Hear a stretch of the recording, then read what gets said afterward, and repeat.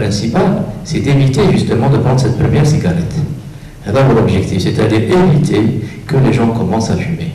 Il faut aider les gens à arrêter de fumer, mais surtout, ce qui est encore plus intéressant, c'est de convaincre les non-fumeurs de ne jamais devenir un fumeur. Alors ma présentation du jour, je ne l'ai pas préparée dans un style académique, mais plutôt dans un style qui va nous permettre de voir ce tabagisme, ce tabac, qu'est-ce qu'il va entraîner comme problème de santé, et surtout, quand on arrête de fumer, qu'est-ce qu'on peut gagner? Qu'est-ce qu'on va gagner quand on arrête de fumer? J'ai commencé d'abord par vous rappeler ce que c'est que le tabac. D'où est-ce qu'il vient? Il n'est pas né ici dans nos pays, il est venu d'ailleurs, il est venu du continent américain. Il est très ancien. Là, vous voyez, déjà les Grecs et les Romains ont déjà commencé à utiliser ce tabac roulé. Et puis, on a remarqué dans les momies égyptiennes qu'il y avait des feuilles de tabac, qu'on l'utilisait déjà. Et ça fait plus de 3000 ans que les indigènes américains, les Indiens, utilisaient ce tabac. Vous vous rappelez tous les films du western, ce qu'allumait de la paix, c'est du tabac, ils fument du tabac. Et puis il y a eu cette découverte des Amériques par Christophe Colomb. Et Christophe Colomb, quand il a découvert les Amériques, il y a eu ensuite la découverte du tabac là-bas. En 1454 jusqu'à 1512, il y a eu ce navigateur qui est né en Florence, qui a découvert déjà de larges plantations chez les Indiens du Venezuela, du tabac. Ensuite, ils les ont ramenés au vieux continent, l'Europe, et de l'Europe, c'est venu chez nous. Mais le tabac a connu un boom, surtout après la guerre mondiale, la deuxième guerre mondiale, avec ces fameuses cigarettes américaines, avec le filtre. Et c'est là où c'est devenu vraiment quelque chose, entre guillemets, d'extraordinaire. Il faut savoir que durant cette histoire, il y a certaines personnes qui ont essayé d'interdire le tabac. Il y a eu un pape, je ne sais pas, au XVIIIe siècle, qui a interdit l'usage du tabac dans les endroits où on pratiquait la foi.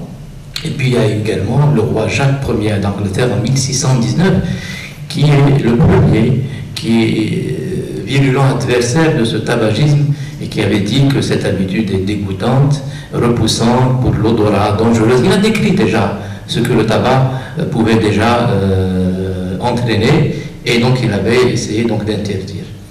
Mais après, ils ont commencé à découvrir que le tabac avait des, entre parenthèses, des vertus économiques. Et c'est là où tout a commencé. Quand on a découvert, on a compris qu'il y a de l'argent à ramasser, c'était démarré, ça y est, on n'arrivait plus à arrêter jusqu'à nos jours. En 1629, Richelieu, qui ne connaît pas le cardinal Richelieu, a instauré un droit de 30 sols de douane par livre de tabac importé en France. Premier impôt. D'ailleurs, ça a commencé, et puis après, il y a eu beaucoup de choses, c'est pas la peine que je rentre dans le détail. Il y a des formes.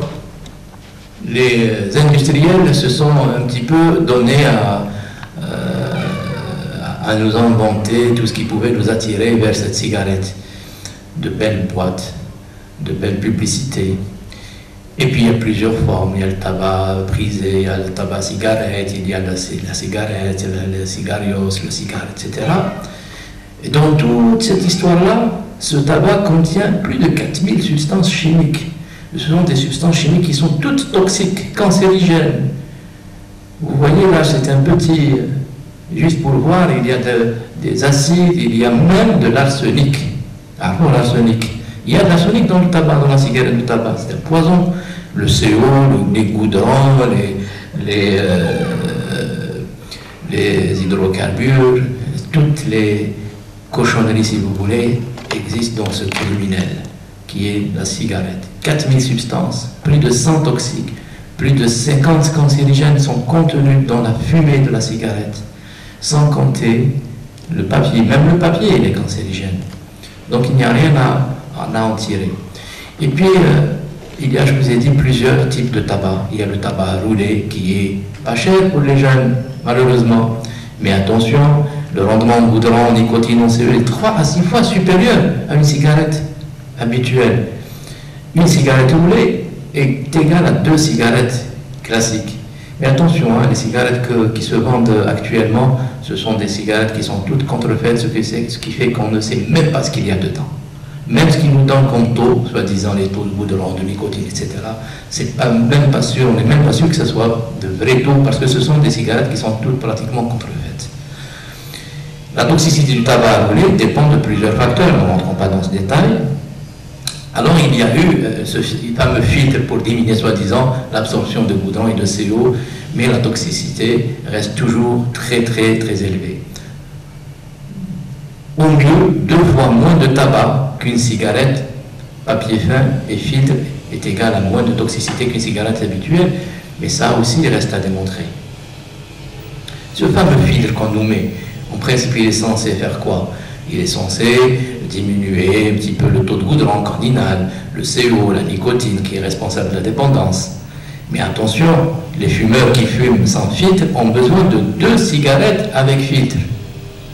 Vous voyez, avec le filtre, ça avec ce filtre-là, parce qu'il y a le taux de nicotine qui est diminué. La nicotine, son problème, c'est la dépendance, c'est tout. Elle n'est ni cancérigène ni rien. Mais quand on a mis le filtre, le résultat était quoi? Était besoin de fumer un peu plus de cigarettes que d'habitude. Donc une cigarette sans filtre est égale à 2 cigarettes avec filtre, multiplié par 2 tout ce qui vient avec comme toxique, comme CO, etc. Et puis nous avons inventé autre chose, les light, les ultra light, les ultra légères. Ça aussi c'est de la supercherie. C'est une belle arnaque pour la santé.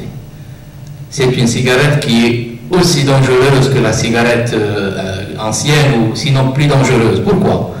Parce que ces cigarettes légères contiennent en théorie moins de goudron et de nicotine. En théorie, ce n'est pas vrai, parce que les fumeurs adaptent leur façon de fumer. Ils inhalent plus souvent et plus profondément cette cigarette légère. Résultat, ils consomment plus.